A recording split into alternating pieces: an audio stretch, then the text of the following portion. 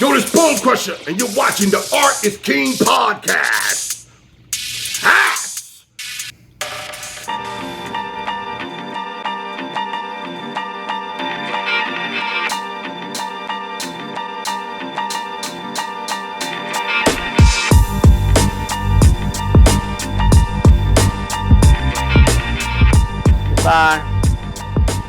I use Sketchable for my drawings. Do we have an extra pen yet?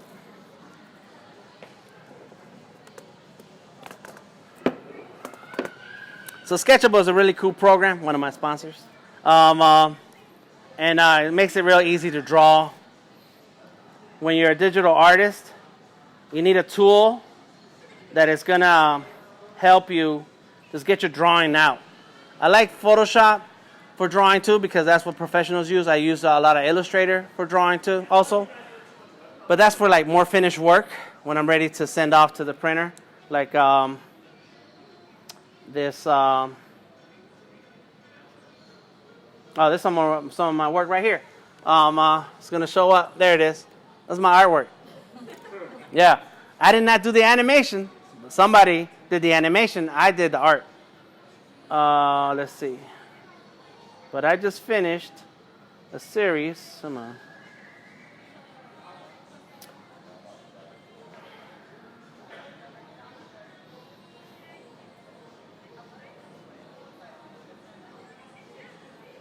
Come on, Internet. I finished a children's book. It's a picture book, children's book, alphabet book. I don't know if there's like those things define something that it can't be something else. I don't know. I call it different things, whatever I feel like. But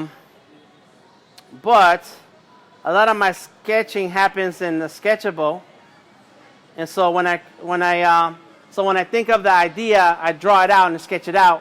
And I like Sketchable because I don't have to overthink the brushes and the layers and what's happening, what I need to do. I just need to draw. Once I get the drawing the way I want, then I get into Illustrator and then do it all the way right. So that's an Illustrator. And then I use InDesign to put it all together. And so that's the Illustrator file. And you can see all the different pages. And I set up my pages in Illustrator, the artboard, so I can then do the artwork. And then finally, the InDesign file, I don't have a picture of that. But this goes into, not just because I'm bragging or talking about Sketchable, but it goes into what it is that you need to think about when it comes to social media and how to get more clients, how to build that brand. And like I was explaining earlier, when it comes to video production, you're not doing the video production so you can be the next George Lucas. You're doing it so that you can elevate your brand to a level where now people come to you. You elevate your brand so that you get clients who are willing to pay more. And you get away of those conversations where people are trying to talk you down on your price, or they say to you, you're too expensive. And here's an example. I got nothing against lawyers. I have my own personal attorney. But I got a phone call one time. I was actually here at the mall. I was downstairs. There's a gym. And we were talking about a mural, and I get a call, and so I answer it, and there's this person on the phone. She starts asking me about logo designs, like, great. She starts telling me that they're a law firm, they're going to rebrand, they need a logo, la, la, la, la, la. So in those days, this is years ago, I tell her, I said, cool. I said, my logo's pricing starts at $450 if you know what you want, $650 if you want me to come up with some design ideas. Now, today, my pricing is $1,200, all right? So as soon as I said $450 and $650, she said, you're too expensive, and hung up. This is an attorney. My attorney charges me $350 an hour. So what's going on? Why can't we pay artists or design? Why can't we pay that? I worked with a different attorney for an event, and her thing was, you got to pay to play. That was her saying. And we did a couple of events, and that's what she kept saying. So one day, she hits me up about some artwork for a podcast. And we're not friends, so she's not going to see this video. Or social media or nothing. We're not connected. And then, so I tell her the price, and she thinks I'm too expensive. But here she got brand name purse and all this other stuff. And that's one of her sayings, that if you want to get the best attorney, you should pay for it. Like, well, if you want the best artist, you should pay for that. We have to get away from those conversations. We have to get away from the people who want to have those conversations with you. And you want to make sure that your brand, your talent, your social media storytelling is bragging on you, to the point where people are like, yeah, I'm down. What you got going on? I did a couple of murals one time, and I didn't know this guy was following me on Instagram. And what I started to do, I decided that I wanted to do murals. And I convinced a friend of mine to give me $200 for paint so I can do a mural at his studio. And I told him that the $200 was to pay for the paint. When the reality, I already had the paint. I just needed $200. And he said, okay. So I was like, all right, cool, he's my friend. And he did it. He gave me the money. So I did the mural. I took lots of pictures, did lots of videos, started sharing. Next thing I know, this guy hits me up, says, Dan, we want some murals at our business, at our warehouse. And I've been following your work, and I like what you're doing. And I was like, dang, this guy's rich. I was like, dang, I didn't know he was following me. I'm glad I don't curse. I'm glad I don't do, crazy, weird art, So I go to their warehouse. I see their walls. He wants 4 murals, and I'm like, okay, they're rich. They got some money. They supply 60 to 70% of all the toilets in the United States. So you've sat in one of their toilets, all right? It's guaranteed. They're the distributor. They're not the makers. They're the distributor. And they're here in Atlanta. And so I said, well, I should get paid such and such. And I don't really know what it really should be. I just know what I want to get paid. And I don't price my work based on what they're going to do with it. I price my work onto what my price should be and what I should get paid for it. And I'll go into that in a second too.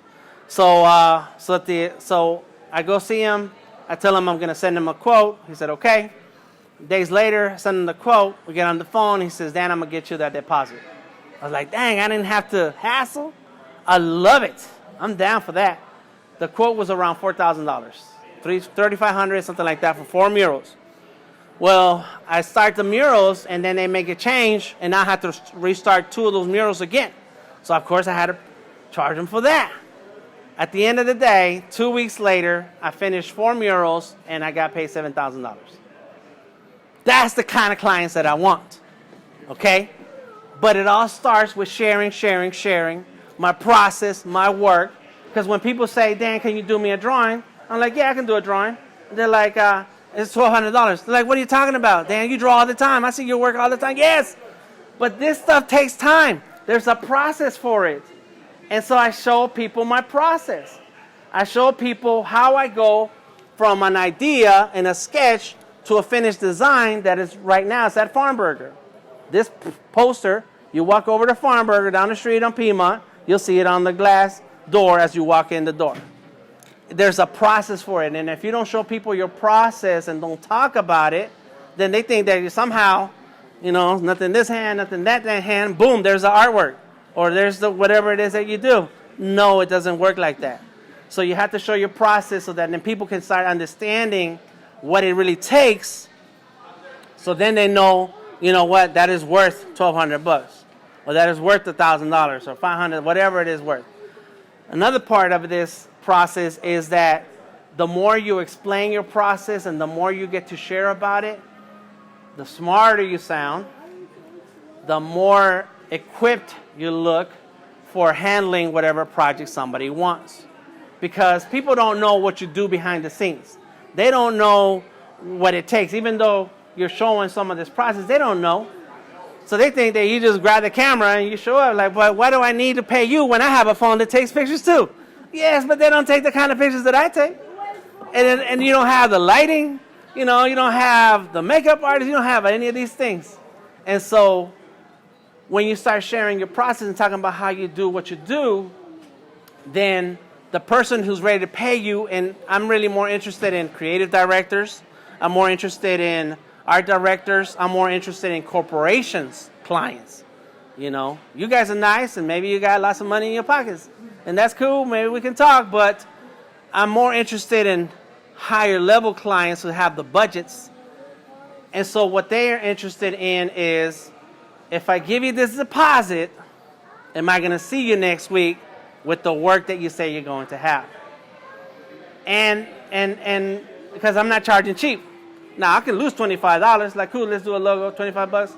I don't see you again. Dang, well, I got rid of that person for $25. I want $2,500. So now their expectations are a little different. And a person or a corporation, a director, a freelance employee, somebody wants to know, well, what you're going to have, I'm going to give you $500 today. What you're going to have for me in 7 days. Am I going to like your work? Am I going to understand that you put in some work? And then you're going to ask for another $500 then. And then a week later you have the finished work, and now I've got to pay you the balance. And I have to feel confident that you're going to do this work that is going to help me with my business, that's going to put my brand in a particular place, and you're the person to help me do that. And that is a very hard sell. And you shouldn't have to sell it when you're meeting the person. They should already be convinced. They should have already seen enough to know that, like, I don't need to argue with that person. I want people to think about me when they're thinking about a particular project, and that's how that Mike Rowe one happened.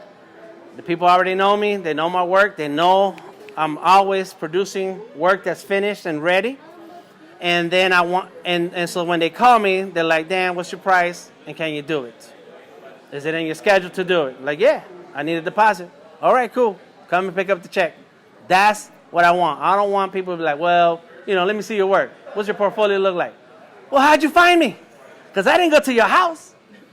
Now, maybe your sales, door-to-door sales, and that happens.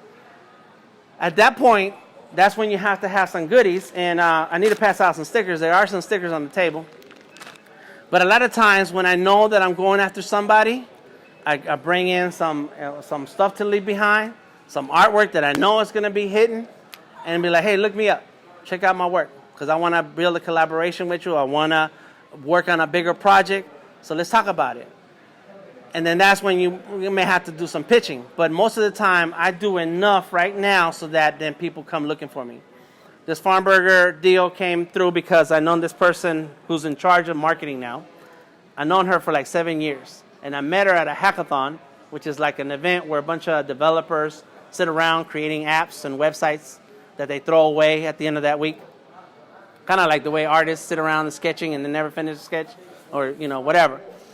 And so I met her 7 years ago. We stay connected through Facebook, but I've been producing so much work that now she's the marketing director. She calls me up. Say, hey, Dan, we need some posters, and I think that you can do them. I was like, great. What's the price? So now they started low, but now they're paying me what I really should get. And then, and what happened was, Dan, we want you to do one poster because we have a series of posters and we want different artists to do them. I'm like, great, so I get to do one poster. And what's crazy, the poster that I'm finishing this weekend is the one they hired me for. And then a week later, they're like, Dan, we need your help because this person we asked to work on one of the posters doesn't know what they're doing. And we need that poster done right away. And that's when I knocked this one out in a week. And they told me no cows. And then I did a cow anyway. But they liked it so much that they accepted it. They like it. They love it. And so I took over the poster for somebody else because they didn't know how to deal with the timeline, with bringing in a sketch that they can approve and so on. So then they started bumping me up. Now I'm finishing the second poster, and I gave them 6 different designs to choose from. And they like 2 of them. So one of them is going to be for the poster that I need to finish, and the other one's going to be for the next poster. So now I got another poster on the way that we ain't even talk about, that I ain't even know what we're going to do. So now I'm becoming their go-to artist. That's what you want. You want your art to be so banging and your process hard so out there that the people you know and you're building relationships with, eventually they're in a different position. They're like, you know what? I remember Dan. Dan could draw. He can knock it out. All right, so I'm done enough bragging. You get my point, right? All right, so now let me show you what I mean about the 2 things that you need to know when it comes to building your brand with social media. But more importantly, you need to understand your finish line. So let me do those 2 quick sketches.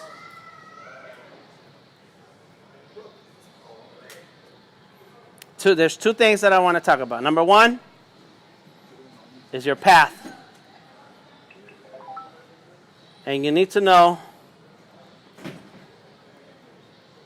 let's pretend that's a checkered flag. It's a race. That's the finish line. And you're right here, right now. That's one thing that we're going to talk about. The other thing is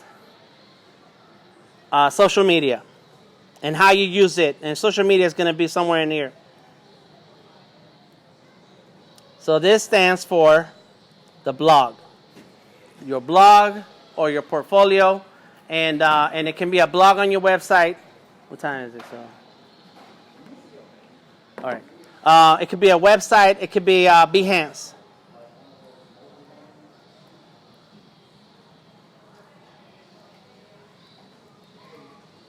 Because we're all creatives here, Behance is a quick and easy way to build a portfolio where people could come looking for you. All right, so let's talk about this top part first. Number one, you need to know what you want. That's it. You need to know where is the finish line. I've done some 5Ks before. I've done them walking. I walked them. I ain't running. But how do you know where you're going to go if you don't know? How do you know you even finished if you don't know where the finish line is, right? So so you have to know where's the finish line.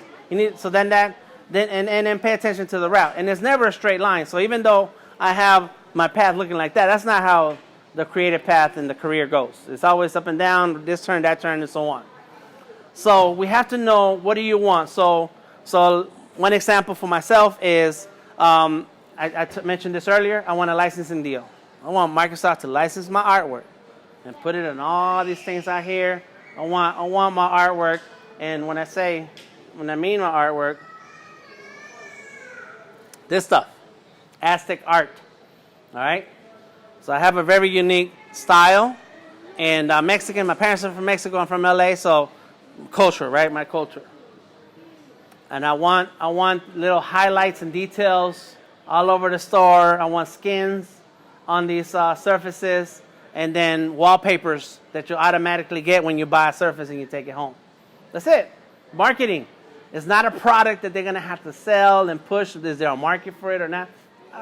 I'm not trying to sell it. I don't want individual sales. I want a corporation say, Dan, okay, here's a ton of cash. Let us use your artwork. Great. Love it. That's my finish line. So now I have to think about how I'm going to build my career, my presence, my visibility to the point where they're like, you know what, Dan, we're tired of you talking about this. How much money do you need? $1 million. Well, we can't give you $1 million. We can give you $500,000. Will you go with that? I guess I'll take that. Right? You always go like this, and you're going to end up with something. So you have to define what your goal is. So when you say more clients, you don't want more clients. You want higher paying clients, right? So the money, the amount of work that goes into billing somebody for $100 is the same amount of work that goes into billing somebody for $1,000. So if you want to earn $5,000 a month, you don't need 50 $100 clients. You need 5 $1,000 clients. So how do we do that? Making sure that work is hardcore. So talent, skill,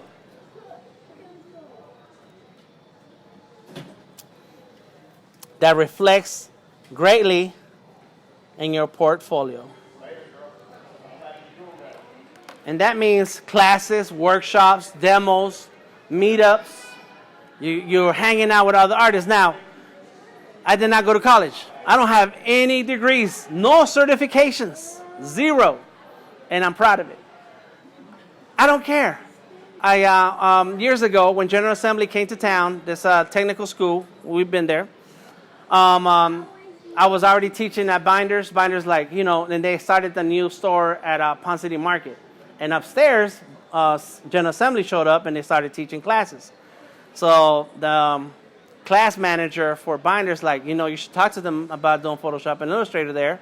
And I think he was trying to do that to push me out the door. I'm tired of doing those classes. I'm like, cool, I should go find out.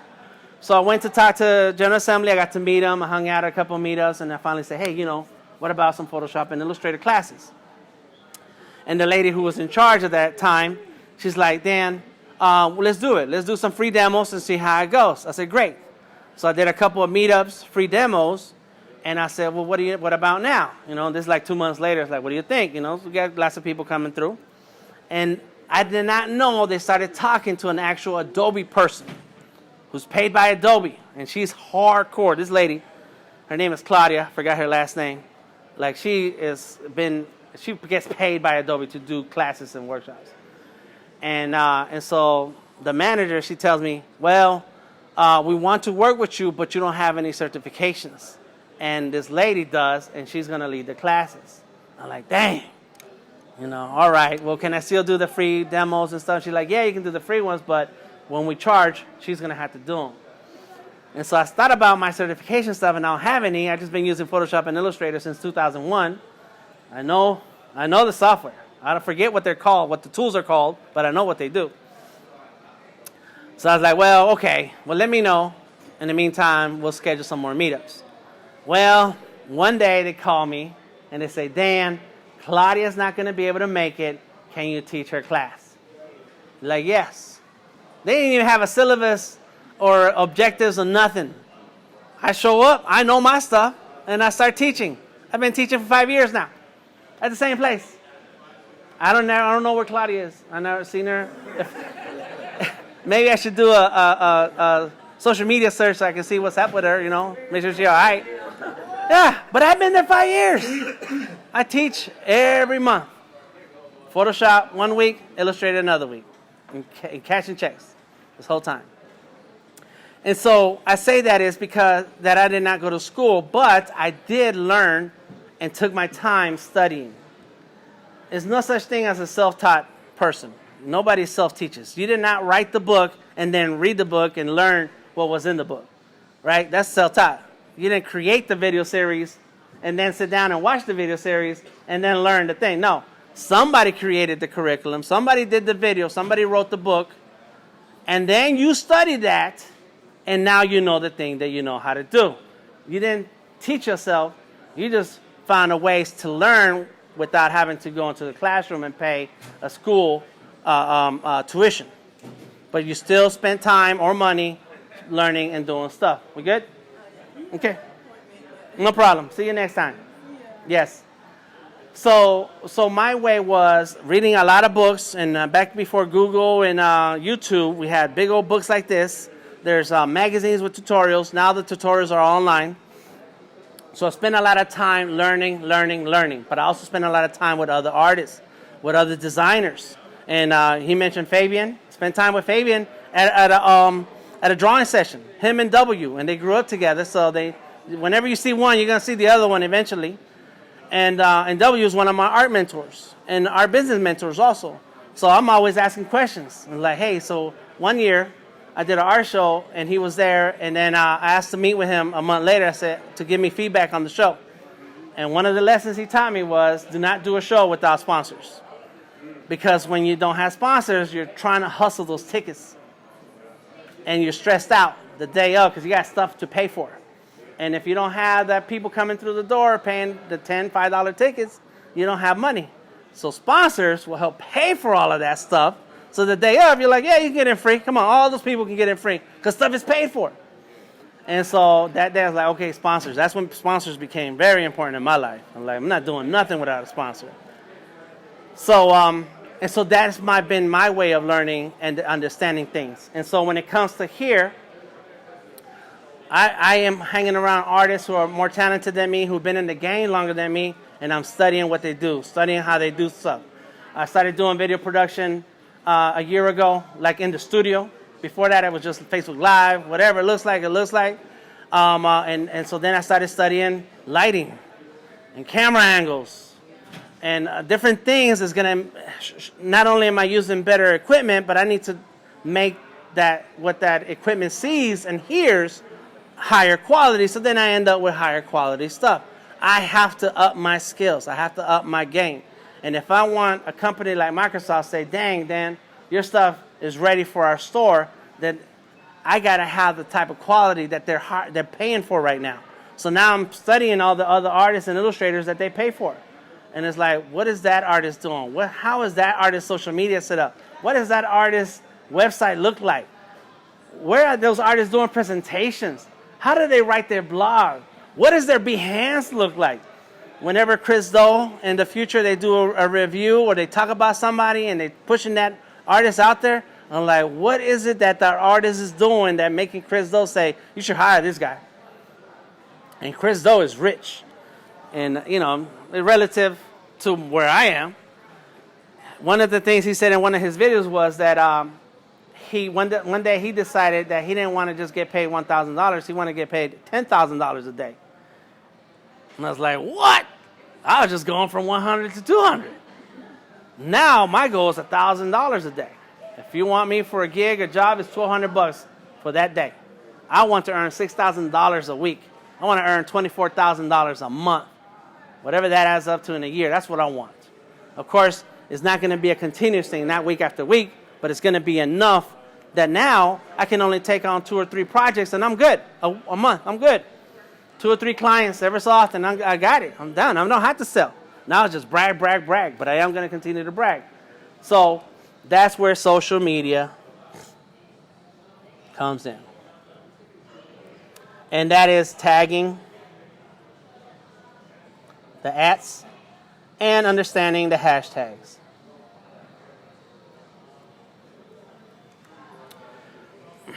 Which goes into here. So you have to build your portfolio and describe what's happening here in this portfolio. Here's an example.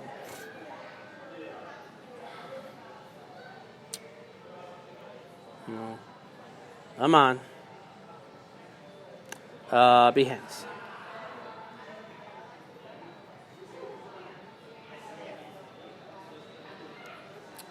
So this is my Behance. My portfolio is not just a picture, it's a mock-up also. Where does this artwork go? Where does it live? How is it used? Because you can't just sell a piece of artwork unless it's fine art and it's like, look, that goes on your wall. Well, you should mock that up too. Find and pay for high quality mansion photos and then Photoshop your artwork in that living room and that becomes your marketing. So now your painting is not just worth $25, it's worth $5,000 because it can go into $1 million house. And you spend $150, $200 in the framing, so it's really now worth $6,000. So you always have to understand your presentation of your work. Not just that you have a blog or a portfolio, it's your presentation. You know, and I respect anybody's hustle, but when I'm driving down the street and I see an artist with his drawings on the floor, on the sidewalk, I'm like, how much are you charging for that? $10? $5? How many drawings do you have to sell in a day? Come on, let's find a cafe. All right, let's find a restaurant. And I just had a live stream about this yesterday. Let's find a restaurant where you can say, hey man, listen, I love your restaurant, I love your food. Can I take a corner and do some live art, have a couple paintings hung on the walls, and if I sit here and paint for 5 hours, can I live stream, take pictures of my progress, and then you just bring me some drinks and a plate halfway through the day. The restaurant might be like, shit, let me see your work first. I'm sorry for cursing, but the kid's gone. Let me see your work. What are you talking about? Well, these are my paintings. This is my work. This is what I do. Okay, man, I love that. And of course, you want to find the kind of restaurant and environment that is right for you, for your art. And they might say, cool, let's do it. All right. Next day, I come in, I put up some nice paintings somewhere, and I'm sitting there live drawing, and I'm streaming, telling, hey, what's up? Come on over to Farm Burger. I'm hanging out at Farm Burger. Next thing I know, I done ate 2 burgers, right? Drank all the Coke I want. You got to frame your work in a way that people are going to see and be like, that's worth it. I'm down with that. So I like to mock up my work. So that's the vegan burger. And I stopped at as soon as I saw them posted on Instagram, I went to Farm Burger and I took a picture. So when you click on that,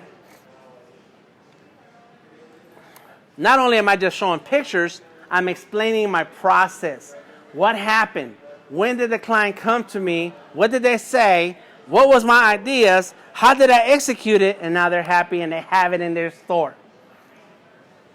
So I'm talking about the person and what they wanted, and that they're okay to see my name on the design. So that was a big plus for me.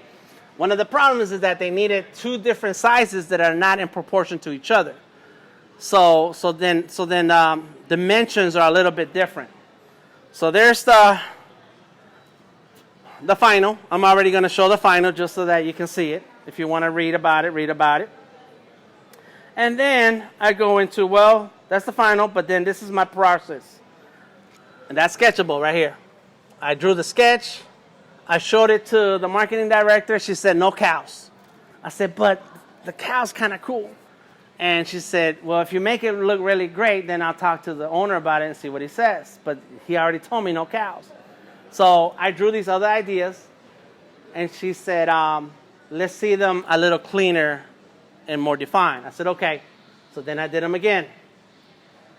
But I finished that cow a little nicer. When they saw it, they're like, let's go for it. Yes, the cows. And so here's the final that I send off to them. There goes the designs that I send off. And there's the cow. So I'm explaining that. So then here's the cow design. It's very rough looking, but in the beginning, I didn't know what I was doing. I just wanted the cow and kind of the vegetables in there. But I had to think of a story to sell it. A reason why they're going to want it. So I told them that the cow is made up of all the different ingredients in the burger. It's a vegan burger, so it has the vegetables. And I knew I wanted bold line work because that's my style. And I said, and the style of it is going to look like stained glass. Like it's coming through the stained glass window you're in church. They're like, oh, if you do that, that'll be awesome. I said, great. So I just made it up on the spot, and she loved it. So then, let's go like that. So then, I went from the Surface to the iPad because there's an app called Adobe Draw. And when you draw in Adobe Draw, of course you have the natural, organic drawing style that shows through. But when you export to Illustrator, it's already vector. And I need to have a vector illustration because they're going to scale it. Today they're going to say it's for posters. Tomorrow I'm going to see a banner. I'm going to be okay with it. I might ask them for some money, but like, look, you didn't say you was going to do banners. But the artwork is clean and sharp. So here I am. I'm testing out my ideas. There goes all the vegetables. Some of the shadows. The colors with the shadows. I'm playing around with colors. Getting deeper and deeper. And now I have to work on the stuff that's on the outside. But the thing is that the poster is different sizes. So whatever I create around that cow is going to change. The amount of room I have is going to change depending on the poster. So now I'm working on what's going around, and that was my main idea for the text, which I will show you what happened to that text. But that was a text idea, and that's how it's going to go on the cow design.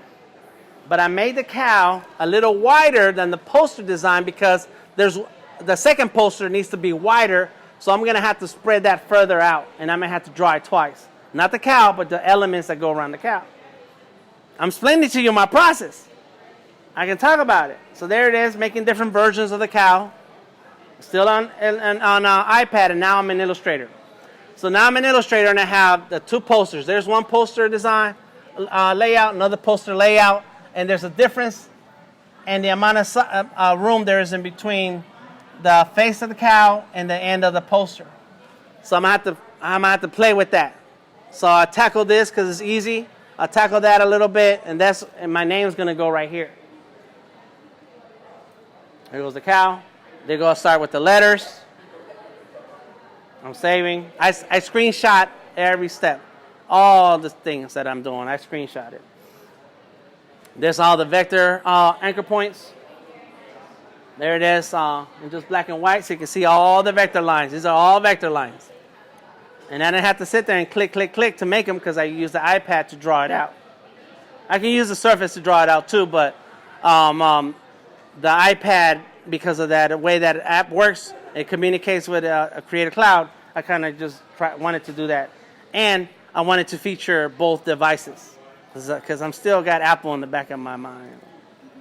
You ain't hear that. No, just so now I'm showing just examples of what's happening. Come on. Let's go. All right, there we go. So that's it. Come on. So it starts right here. That's the design that I finished. There's DTM. It says farm burger, grass-fed, new vegan burger. But their complaint was that they can't really read that text. And that's the whole point. That you need to see the name of the burger. So I said, fine. So what if I clean it up a little? They're like, no. I said, well, how about now? They said, no. I said, how about now? And now I don't like it. Like, that's losing a lot of the detail. So I'm like, well, I'm not going to show them that. So then I hand drew it. This is an Illustrator now. I hand drew the letters in Illustrator. I put a little lip for the new so that it separates the words.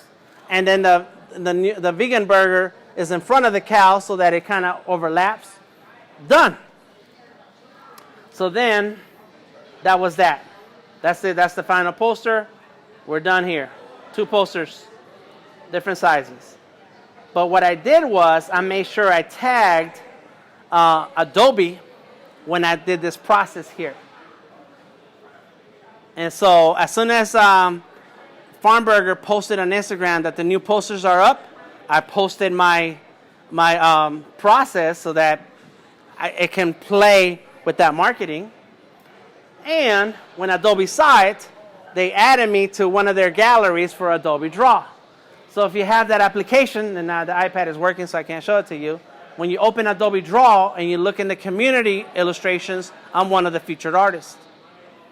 So now I'm getting Adobe love and promotion on one project.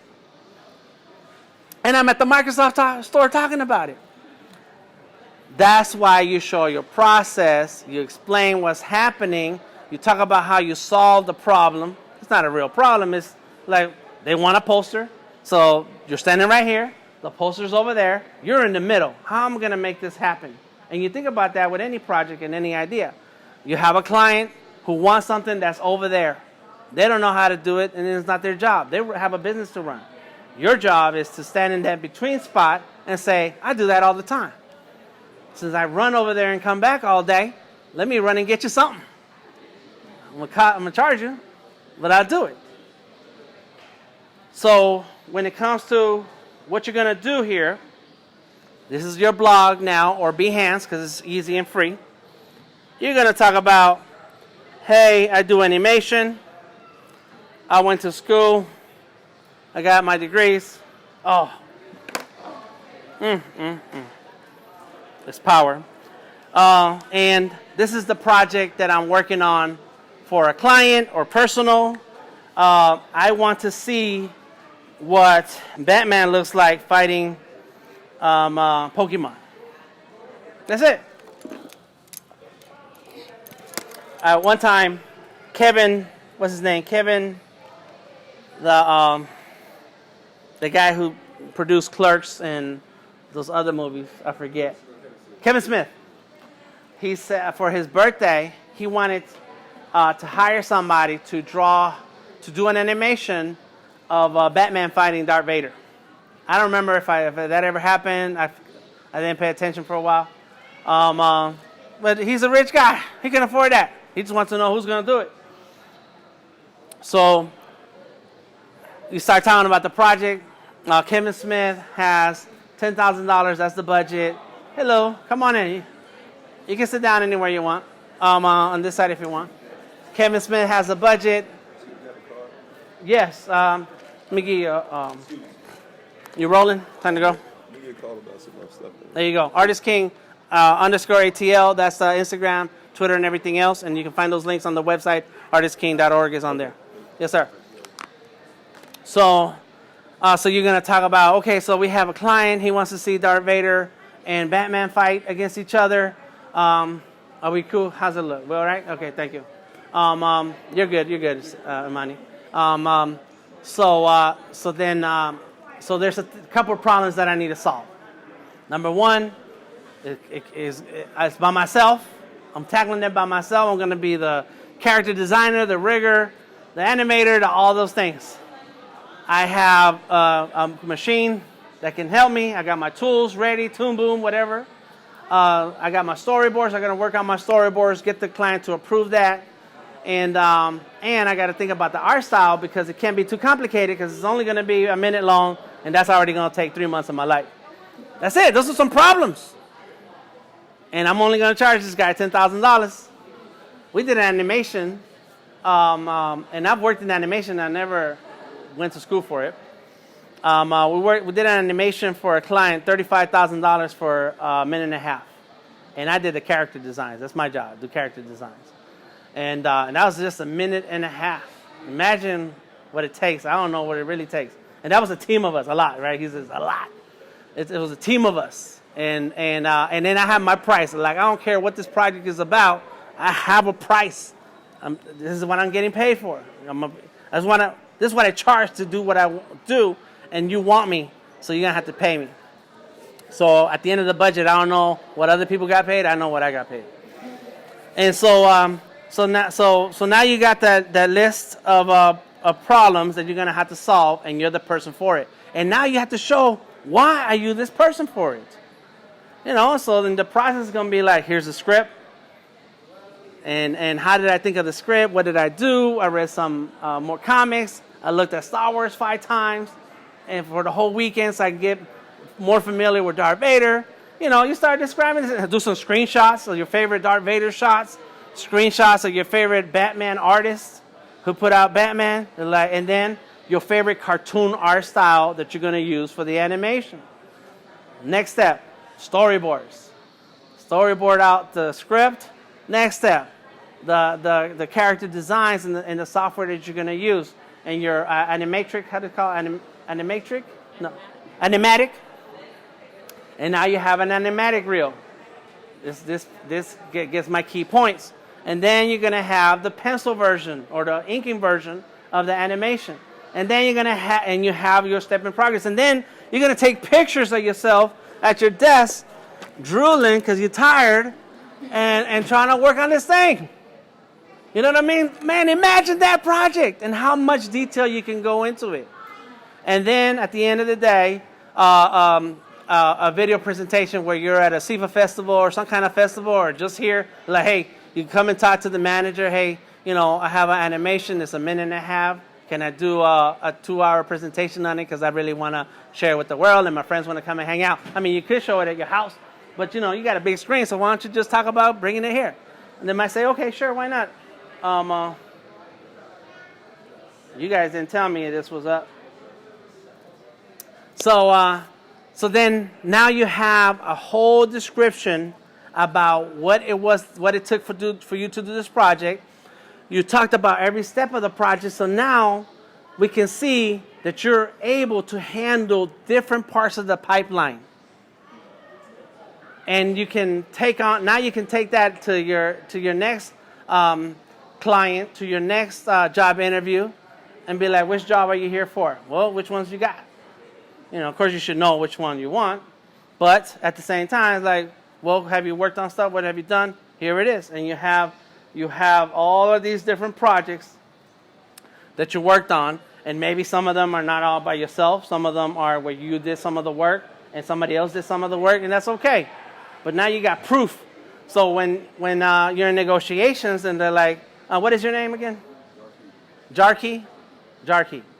All right. So when you're sitting in the meeting and they're like, this is the idea that we have, Jarkey. How much is it going to cost?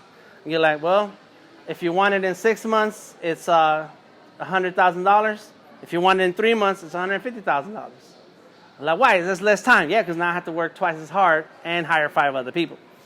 Okay. Show us some example of what that looks like. Boom. Here goes my Behance. And this is what I did. And this is how we worked. And here's some pictures of us working at the mall because we don't have an office, right? So, but we all got computers. Here's some real stuff. You can just come and sit down in one of these computers and do the work. Bring your thumb drive, save it at the end of the day, and they'll let you work. That's a big old Surface Studio out there. That's $5,000. Use it. Say, hey, how you doing? I'm Jarvis. No, Jarkis? Jarkey. Hey, I'm Jarkey. I'm an animator. I'm working on a project. Now we're just going to hang out with y'all and draw today. Is that okay? Cool. You got a card? You have a sticker? You got something? Yeah. Now, my technique has always been, I bring stickers, and I say, hey, I'm Dan. Would you like a sticker? You like stickers? You like stickers? Everybody likes stickers. Here, have a sticker. And I let them pick out whichever one they like. I give them a gift.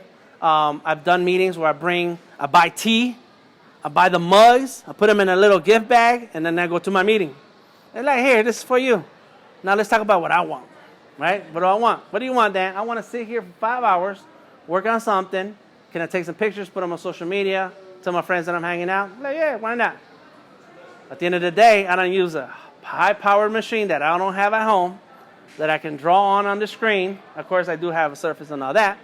But now you're out here, and you don't have a few friends stop by, hang out with you. You finish the job. Man, that sounds like a good deal to me. I think so. All right. So there it is. You have a process. Now, what happens with this? Where's the social media part of it? Because I just told you the work. It's a lot of work now. Everything I describe is still work, right? So portfolio, so skill, talent, portfolio, that's work. This is also work. The amount of time that you spend with that talent and with that creativity, there's going to be that much time spent on the business, on promoting yourself, on bragging about yourself. You're a little talker. I don't know how you are. What's your name? Holly? Like Muhammad. Like who? Muhammad. Oh, Ali. Okay. And so some people are low. I ask you your name 5 times. You know, Karki. Jarkey. Not Karki, I'm sorry. Jarkey. When you said key, I thought of Karki. It's literally a jar and a key. Jarkey. So as more and more time goes on, and the better you are explaining yourself, the stronger your voice is going to be. The better you are talking about yourself, the more comfortable you are about bragging on yourself. I happen to be an extrovert all my life, and I'm the oldest of 2. You know, so I've always been a bragger and a talker, you know, and I backed it up. So you have to then start applying that to the business and marketing of yourself. So now you take that project and you break it up into steps and pieces. And so there, somewhere in there, there's a video, maybe another video, a lot of photos, this is a gallery of photos, process, and of course the description, right? There it is. That's your blog, that's your Behance, whatever you want it to be. And because you want clients, and those clients need to find you somehow. So they can find you on Behance. They can find you on, I just saw a link to a directory for illustrators. I'm going to have to check in to see how I can get on that. But I already got a big, strong social media presence and a name that is easy to find. They're Creative Genius or Delta Tango Mike. And if you do search any of those, you'll see nothing but my stuff. Like I happen to not have an artist name that's similar to something else. Which is, and I started that in the 90s before I even knew that social media was a thing or branding. I was just a bragger. See, I'm a natural bragger. So now you're going to brag and build, and you need to know who you want to talk to. Who is the target audience for this? And so when I started doing the mural ideas and the things, I wanted people who could afford my money, my price, and who wanted murals. So I took a lot of pictures and I started tagging and using hashtags for the murals. So let's take this example for the work that I did like at Farm Burger. So now I know that people who follow me and want illustration work, a lot of people follow on IG because it's photos, lots of pictures. Of course, we have Facebook, but Facebook is photos. That's a photo. And it has video. Then we have YouTube, and it has video. There's one more, Twitter.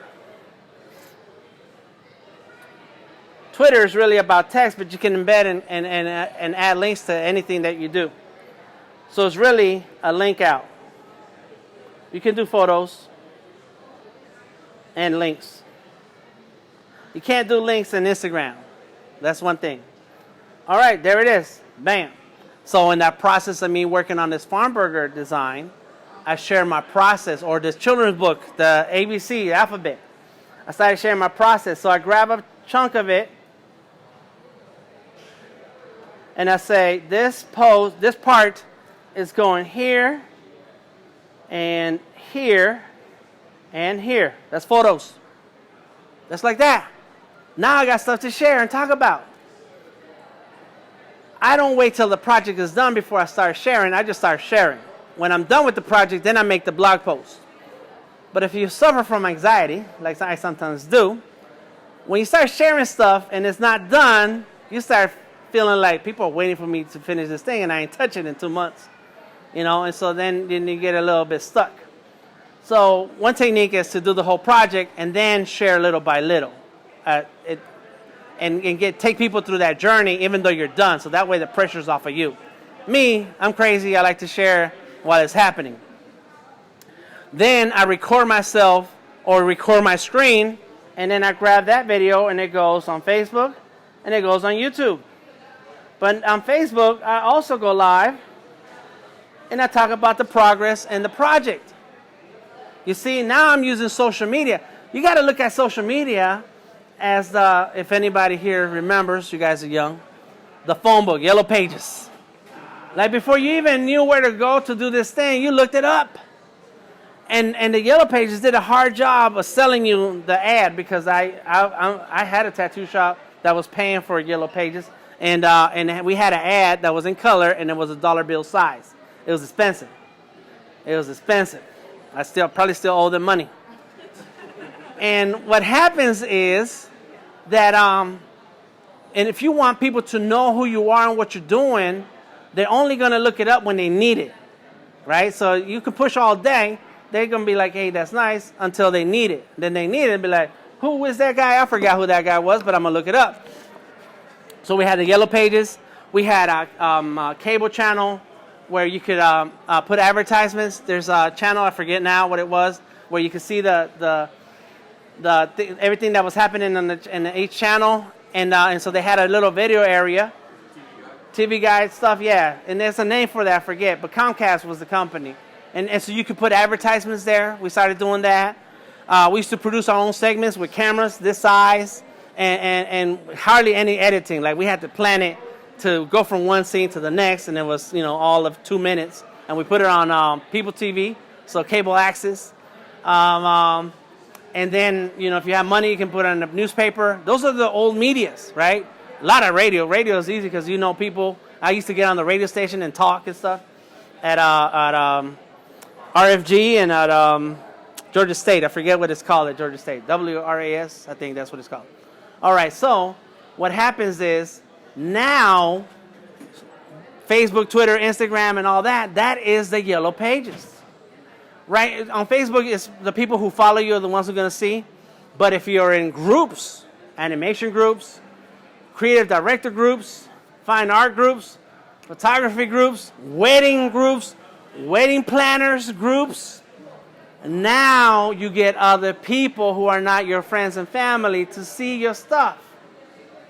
And so now you want your business page to be open and public for anybody to find and see. Your personal page may still be private because you got pictures of your kids and this and that. Mine is public because I don't post pictures of my grandson. I don't post pictures of me and maybe every now and then of my wife when she lets me. But my stuff is public. I don't care because I don't want to stop anybody from getting close to me and seeing my stuff and handing me a bunch of money and saying, go do the thing you like to do. So Facebook is friends and family, but there's groups. Twitter, the hashtag is how people are looking for stuff. I need an Atlanta animator. I don't know nothing. People don't know that they can walk out there in that hallway and say, artist, and 10, 50 people will turn around. Be like, who's talking to me? In Atlanta, there's a ton of artists, right? They don't know that. So what they're going to do, hey, I need a comic artist, hashtag comic artist. If you use that hashtag, you're showing up. People who like your work and they're going to catch up with you eventually will put your Twitter on a list, and they keep a list. And so when they have projects, they go looking through that list. So that's why you have to have that Twitter presence. Instagram. If your work is visual and you have a process, it needs to be on that Instagram. And the hashtags are important. Sometimes people, only the friends who follow you and people who follow you are going to see it, and the algorithm is messed up, and they want you to spend money on promoting and so on. That's okay. If you use the hashtags that are properly, that are set up for professionals to find that kind of artist or photographer or animator, then they're going to find you because they're just going to do the search. I follow hashtags. There's a few hashtags I follow. A few hashtags I created. About 5-6 years ago, I created Scully Tuesdays because I like to draw skulls. And I had to get it out of my system. I don't draw so many skulls now because I'm happier, I guess. But I did Scully Tuesday. I had artists from all over the world posting and sharing, and I built relationships with them. I got relationships with artists that I met on MySpace. A long time ago. So that's what social media is about. It's a place for you to promote and advertise. You can spend the money on AdWords and so on, and that's cool. It's very cheap. You can, if you're going to do the ads, what you do is you identify who is your market. Who is the kind of people that should hire you and pay you. And my example is creative directors. So when I do, and I probably should do that farm burger design, what I should do is, and I hate spending money, but I should do it. And it's not a lot of bucks. It could be $20, your budget, $50.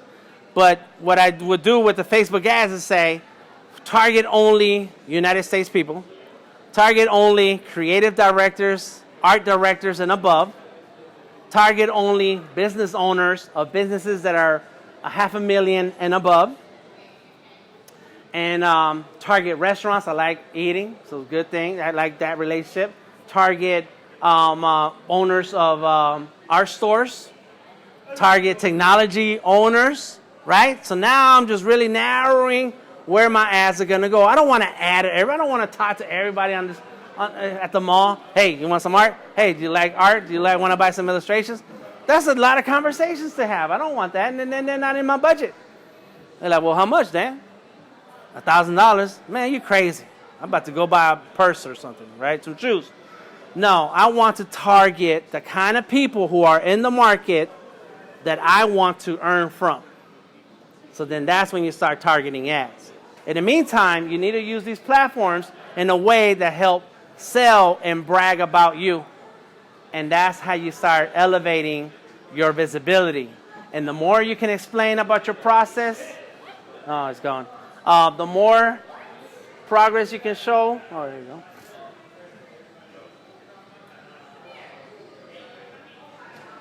The more you sound like confident and give somebody confidence in that you can do the job and be left alone. The worst thing that could happen is somebody like your work, but of course artists aren't reliable, right? They're temperamental, they're emotional. I mean, I get emotional too. I get mad about stuff. But the good thing about me is that I love drawing so much that I like to draw when I'm mad. I like to draw when I'm happy. I like to draw when I'm sad. I like to draw when I want to get rid of the world. I like to draw just about for every emotion that I have. I will draw different things. But you have to break past what people define artists or creative people to be like. They're hard to work with. They're never on time. They're never this, they're never that. So you got to show through your social media, through your portfolio, through your work, that you're that kind of person. And that you have more solutions than excuses. That's it. I talk to people all the time. I coach artists in the business of art. And when they don't show up, they have some excuse. And I'm like, oh yeah, that's what you're going to say, huh? That's going to, that thing that you made up, because it sounds made up, is stopping you from coming here to talk to me so you can keep moving forward. You don't want it. You got to want it so bad that you are constantly on it and making progress and looking for the next step and working towards what that goal is. Now, what happens here?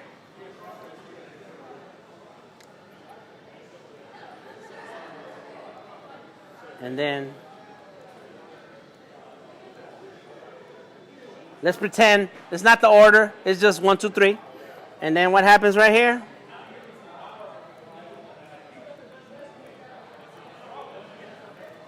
That's it. On and on and on. However, the money,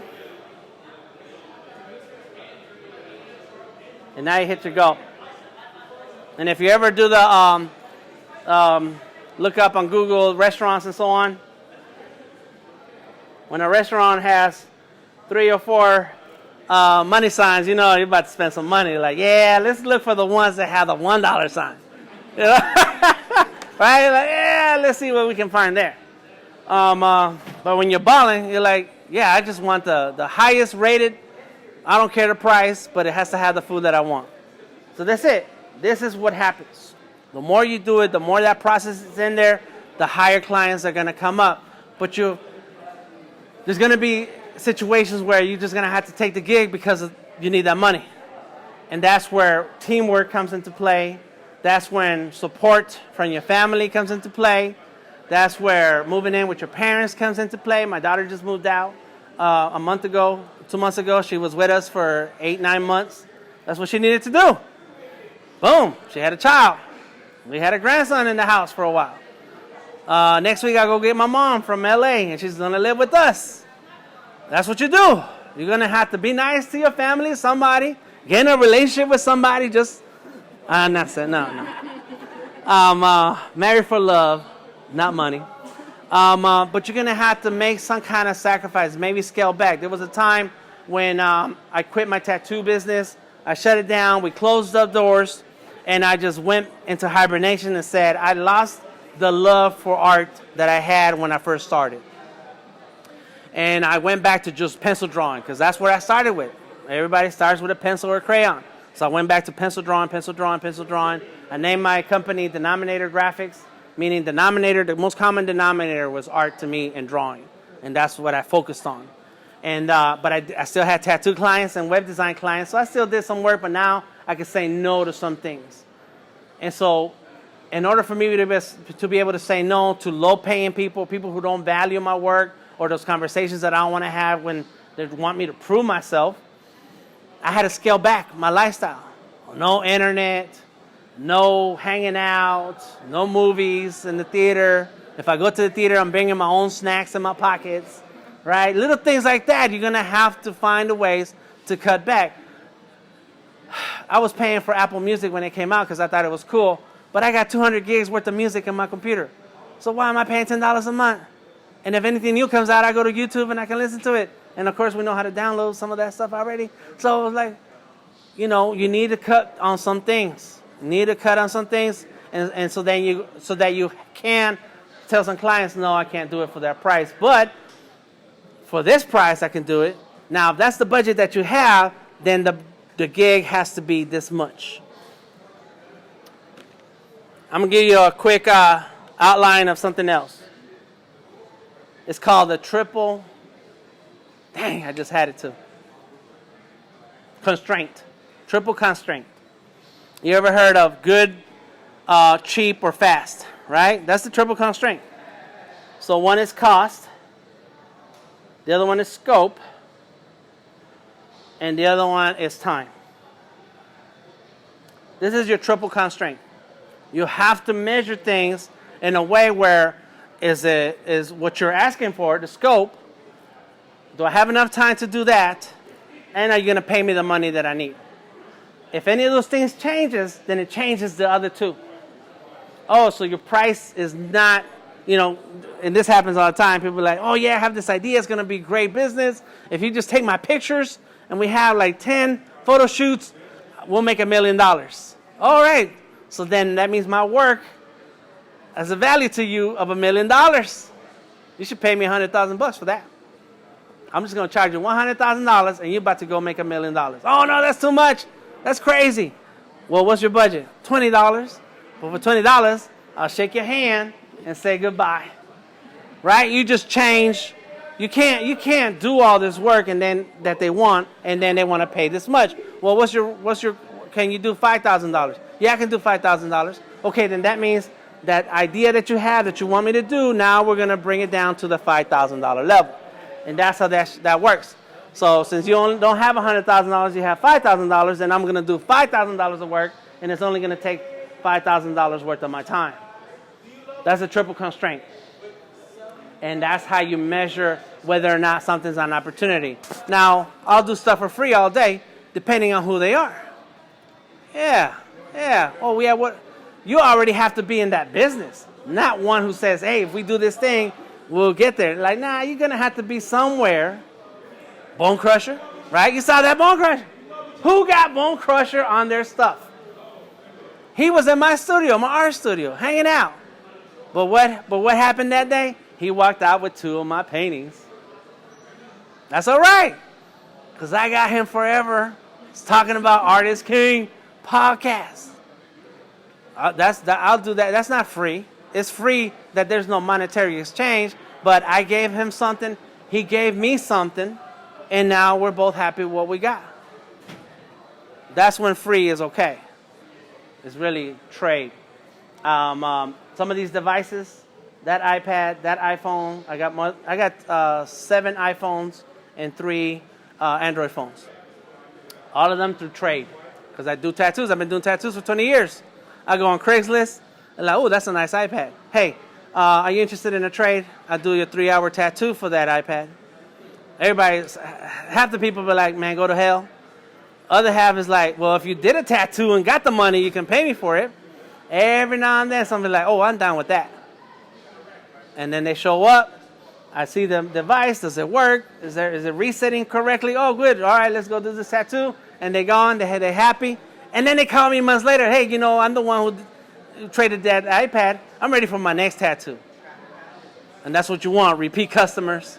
So that's why you're nice.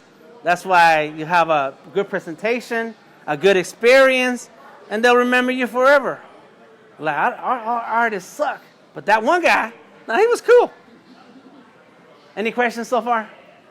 Have I touched on what you came to find out today? Yes? Go ahead.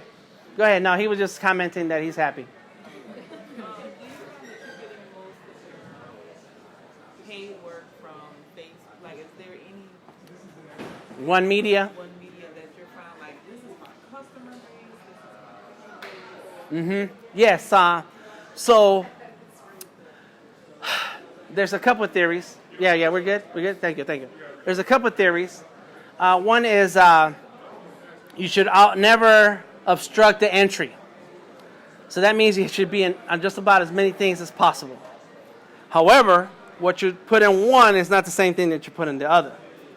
So for a while, and there's a service called If This Then That. For a while, and on Facebook, on Instagram, you still can. When you post on Instagram, you can share to Facebook, Twitter, and Tumblr.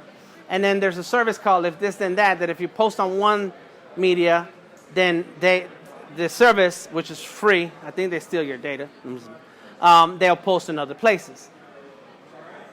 You don't want to just share the same thing because you want to give it each unique something. So like photography, on Instagram, it's perfect for photography, right? Still images. But Facebook, you got the option of doing video. So you should have somebody walking around behind you doing video while you're doing the shoot. That way, you can then give a little extra insight behind the scenes and be like, dang, I like how she works. I like how well she talks to her client to give her the shot that she's looking for. And this is beautiful. I worked with The Walking Dead, and I was in a couple of shows, and the director of photography, he runs all the cameras. He's in charge of all the camera people, director of photography. Man, that guy was really chill. I thought I was in a Cheech and Chong movie when I was talking to him, because he's really relaxed. Like, yeah, you should do that. Yes, you should do this. And I'm like, if it was me, I'd be stressed out. Like, why is the camera not pointing in the right direction? Stop moving. He don't do that. And I was like, damn, that's a cool dude. So that's what kind of like what you would get out of video, and the kind of clients that are paying attention to things like that. The social media is also it's called social proof. So now it shows proof that you're the kind of person they want to work with, because they'll search through photographers. A ton of them show up. They're looking at the pictures. So now that list gets smaller, and now they're looking at the personality, where you're from, and oh, this one has video. Look at that. I really like what's happening here. I want to be in that studio. So there's no short answer to say you should be in this one thing.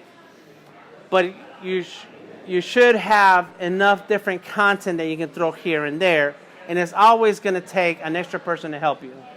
An extra person, or you're going to have to invest time. And we all eat, and we all go use the restroom.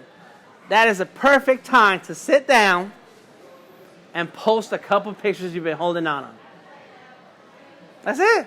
I mean, you could actually also pay for a service like Buffer and something else to schedule your posts. But nowadays, because of the algorithms, you don't have to schedule a post a particular time of day, because people are not going to see it until the next day anyways. Because algorithms, and they want you to pay. Facebook, Instagram wants money. As they're a media company now. The social is kind of pushed off to the side. Now it's a lot about the media.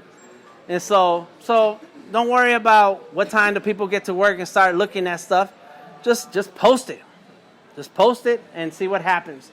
But you should check on your analytics. And there's a way to check analytics and notice when certain posts are being looked at, but also which posts are making the more impact. Which one's getting the more likes. And I'm just going to say photography, babies, right? Babies. But do the parents really want their babies on social media? Well, that's going to have to be a consideration you're going to have when you're dealing with a contract. But people like babies, right? They like special situations and events. Unless you're a fashion photographer, then it's high fashion stuff. I don't know. You're going to have to start looking at your timeline and looking at your analytics. And all social medias have analytics side. It's like, well, which ones did it really people gravitate to? Which one they like the most? Now I need to push that a little further. And now well, these are potential clients. So, all right, one last thing. How much time I got? Because I got tons of stuff. 2 o'clock? Yeah, I think we have an hour left. Okay. All right. Here's how social media works. This is the big circle. Anybody watch the Meet the Parents? Yeah, right? And then in the second movie, Meet the Fuckers. Ha! And then he woke up with a piece of paper that said, the circle of trust, and then you, the little dot over there. That's funny. I thought that was funny. You should go watch it. All right, so this big circle is me walking outside saying, hey, I'm an artist. Half the people care. The other half like, man, that Mexican, he's loud. Right? That's the streets. Then there's this other people who I hand out a sticker to, and hopefully they click through my social media, follow me, and take a look at what's happening, right? Sticker, social media. Sorry, I can draw better than I can write. Then we have people who visit your website, because those social media people sometimes find something they like, and they'll click through it and be like, dang, let me see the rest of that blog, because that one picture, I want to see the rest of the photos that you took at that shot. Boom. I did a series of illustrations for Adobe Max. Adobe Max did not pay me. Adobe did not pay me, but I was going to Adobe Max last year So I said, well, don't let me just show up be another illustrator because there's going to be 20,000 of them. Let me be the one who did a series of illustrations featuring Adobe influencers. And so one of those was Questlove. No, maybe some, and I tagged everybody. Every time I did one new drawing, I tagged them. And I did 17 of them in 17 days. So every day was a new one. Like I was going hard. Nothing big has happened out of that other than a lot of people know me. But I reshared that Questlove drawing the other day. And then somebody's like, that should be on a shirt. So what I do yesterday, I grabbed the artwork. I made sure it was the right size. I went to my Society 6, made the shirts, posted that link back into that comment. She bought the shirt. Okay, I get $2. You know, these are people who, first I was screaming that I'm an artist. Then that person follows me on social media, and now they're clicking through the links. So website or store. Store or services, something. Now they're clicking through. But see, one day social media is going to end. One day, I don't know when. Leave it to Trump. It'll be tomorrow. No, I'm just kidding. One day, you know, Facebook will be like, this is a subscription service.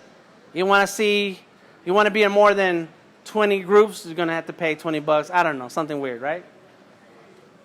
So the social media is going to go away, and that's why it's important to have an email list. Now, you're sending emails to people who know they want to hear from you. Who wants to hear from you? Every client you ever had. That's it. Go through your email inbox, pull up each and every client, copy their email address, go to MailChimp.com, create a new account. It's free, up to a certain number of subscribers and up to a certain number of emails per month. And now you drop in their email addresses in, and then the first email you send out be like, because you can make sure you have their name formatted in that list so that the first line, it will be their name. Hey, Jarkey. I got it right this time. Hey, Jarkey. I know we haven't talked in a while. I hope things are good with you. Let me give you an update of what's happened in 2019. It's the middle of the year. I've been so bombarded with projects and having a good time that I thought I'd take a break to say hello. These are clients that you had 5 years ago, 10 years ago. Whatever they paid you back in those days, whatever they paid you last month, doesn't matter. You just send an email.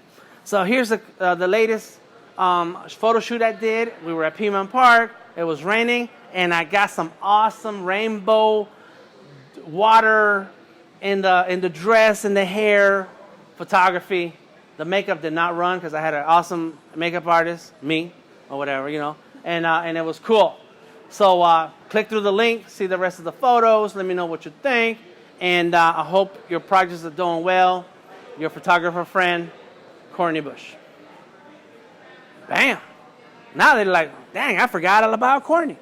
We're about to do a major Falcons photo shoot, and I had not thought of that this person can shoot in light, dark situations in the tunnel.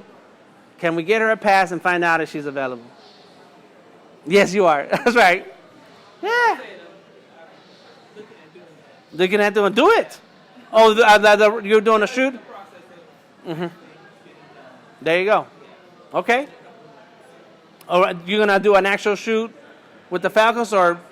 That's good. There you go. I know a photographer. Her name is Kat Goduko, and she used to work for the Hawks. She did something public relations, and she realized she did not like doing what she was doing, but she liked the excitement of the place. And so she decided that she was going to become a photographer because she hired so many photographers throughout the years that she knows the job. And she said, you know what, I'm just going to be the photographer they hire. Now she travels the world and gets paid to take pictures. But she started where she already had connections, you know, and they knew her. So there you go. That's a quick and easy way of starting the email list. Maybe at the bottom of the email say, P.S., you know, I'm sorry to throw you into this email list, but I like to stay in touch. If you don't like it, you can unsubscribe. I still like you. We're still friends.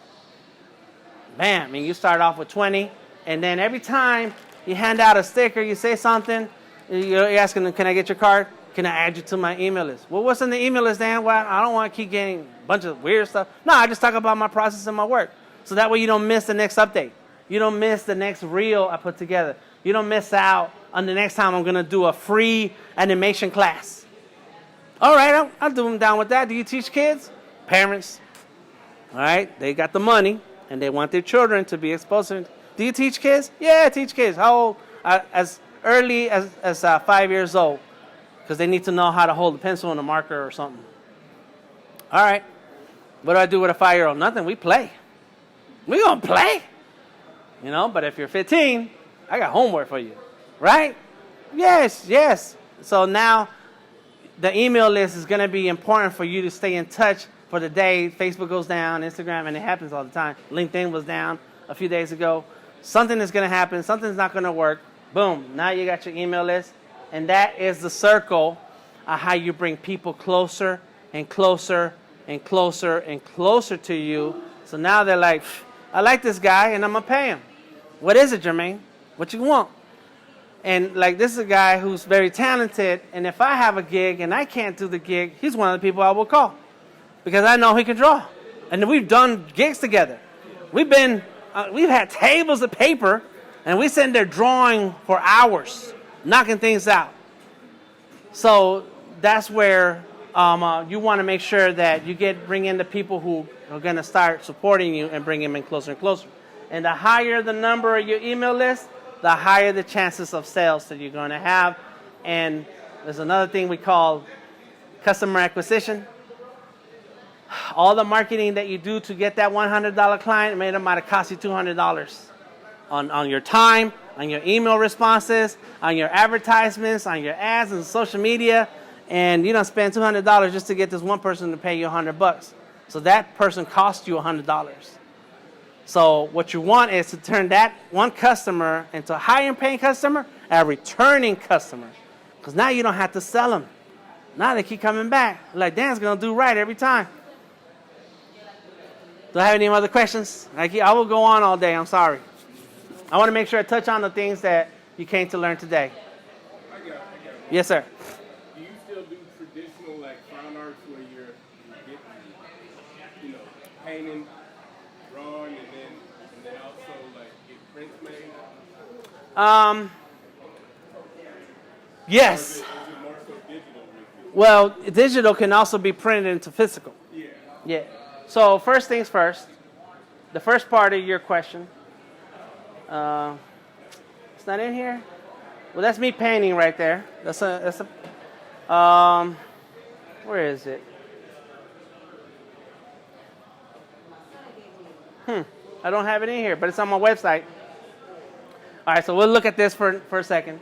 Here's a digital project for Jack Daniels. So Jack Daniels sponsors this art show that goes around the country. It's called Art Biz Lyrics. And the first year I was in that show, my art piece was in the High Museum. So I'm a High Museum artist who's shown his work. I'm an artist who's shown his work in the High Museum. All right? However you want to say that, I was there. And my piece has the ticket that I used to get in to see my piece in that exhibit. I don't know why I was saying that, but there's a... Oh, yeah. So those people that organize that show, they're called Art Biz Lyrics, and their sponsor is Jack Daniels. This is... And one of those curators is my mentor, W. That's how I do my things. Like, I want Microsoft money, Jack Daniels money. I've had Herradura tequila as my sponsor before. Like, they got loot. They don't say no. They just... Because they're going to use that as a marketing vehicle. They're not buying your artwork so they can collect it. They're hiring you so they can promote their brand. But so Jack Daniels pays for the show, and they curate it. And so the curator, he said, Dan, well, he loves my work. He loves my Aztec artwork. He's like, you need to go big. He always keeps telling me this. So this time they had these big boxes that are 3 feet by 3 feet. It's a cube, and it lights up from all sides. And he says, Dan, I want you to design some artwork that's going to go on the box. I'm like, let's do it. So he gave me the template, and this is the art that I produced. First, it started off with, Dan, what you going to do for it? So I did that. He's like, I like it, but it's going to be a cube instead of a wall. I said, cool, I love it. So then he gave me the template. I did the sketches. He said, okay. These are videos of the progress. I'm just going to skip through that because it's going to take a while. All digital artwork. So as I'm finishing the digital pieces, I'm starting to put the artwork into the template. Little by little, little by little. I ended up overlapping them because I didn't want to make solid cubes or boxes. So I ended up overlapping them. And there's a finished design. I did some close-ups so you can see what went into it. And I actually made stickers of some of these. I trimmed them up into wallpaper, so if you download them and put them on your phone, all right? I'm thinking about where all the art can go. And there's the cube.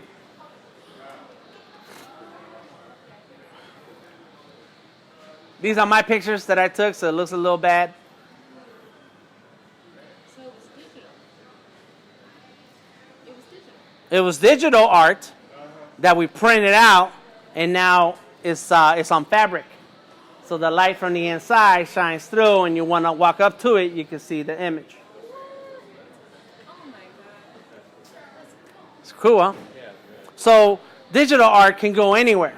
Traditional art can still go anywhere also, but you're going to have to digitize it so then you can make prints. So you can make apparel, merchandise, and so on. What I like about my art, whether it's digital or traditional, is that I'm not just interested in selling that one painting. I'm interested in using that file in many different ways and keep getting paid over and over and over and over for that one time I sat there and painted. Yeah. Well, as a tattoo artist, I only get paid when I sit down and I do that tattoo, right? So give me your arm. So if I'm here for 3 hours, I get paid for those 3 hours. For the rest of his life, he has that tattoo. I don't get nothing out of that. Oh, but let me do some digital artwork. This Sharpie was my sponsor that year. Noel Brands. They were my sponsor last year also. So I do the digital artwork. I put it on shirts, stickers, banners, whatever I want, and I'll sell it over and over and over and over again. So I drew one time, and now the other part, that's the social media part, the business, the side of the business, push, push, push, sell, sell, sell, sell. Because you created the artwork, and although it was for a particular company or campaign or whatever, you still keep the rights of your work. That depends on the price that they pay me. Yeah, do I keep the rights to use that artwork and sell it? Right. Although it was used for. Well, that comes down either licensing, and there's a bunch of words like work to hire and all that stuff. I don't know what any of those things mean. All I know is that this is my price, and for you pay me this, you can do what you want. You don't have that price? Okay, well then you're going to have to give me this much money, but I get to do what I want with it. So I just finished a children's book. It's a collaboration. It was an alphabet book. I own that artwork. Now that book, I also formatted it for sale. I may make some money, hopefully. If he's watching, when he watches the video, he'll know I'm talking about him. Hopefully he does make the sales that he wants so we can get the recognition and royalties on it, right? But whether it happens or not, I get the rights to do what I want. But if tomorrow or today he says, Dan, listen, I want to do whatever I want with those letters in that book, so here's a ton of cash, walk away. All right, it's got to be the number I want, and then I will. Yeah. So you got to determine what your price is. And your price is dependent on, this is what Chris Doe says, how many things that artwork touches. That's it. So when people tell me, Dan, we need some artwork for this book cover, the book that we're doing. Yes, okay.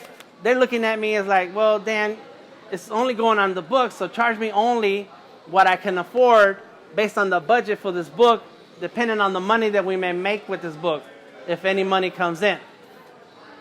I'm like, nah, you're going to pay me for wherever you could take this artwork once you separate it from that book and you start making merchandise and prints and banners and car wraps and whatever, medallions, keychains. You know, I think, yeah, there you go. You know, a friend of mine made this for our steam camp. We have a Buttercup steam, and she made that. And it's like and keychains and whatever. Wherever this artwork can go, if you don't have, you may not have the business sense to do that, but I have the business sense to know that my artwork is worth that much. So, yeah, this is my price. We can't work together. I'm sorry. I can't help you. Or, here's how I try to work with people. And you can use this yourself if you like. This is my price. Your budget is right here. I'll do this work, but you still owe me that. Because you say this idea is going to be $1 million, and we're going to be millionaires. So as soon as you hit this money, then you get to pay me the rest. But I only do that with people who know what they're doing. They have a good business plan, they understand the business, and they know what they're talking about. Because you're a creative person, people are going to come to you. You know what would be great? I know Netflix will pick this up if we had 30-minute episodes of this, and this is an animator too right here. If we had just 2 of those episodes, man, go ahead and slave yourself for a year. Don't eat nothing. Live on the street. Somehow find electricity, right?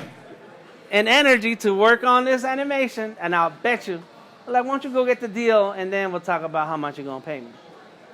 That's always going to be the conversation. So you're going to have to then, so now if it is somebody at Netflix, they're like, you know what, Dan, if you just had an animation, you know, well, cool, well, give me some money. And then when they do sell, then let's get the rest. So then people owe me. You never know. They might hit it big and be so happy with you that they come back like, listen, we don't want you anymore. We like your work, but here's $1 million to go away. All right. Thanks. I appreciate it. Go spend my $1 million.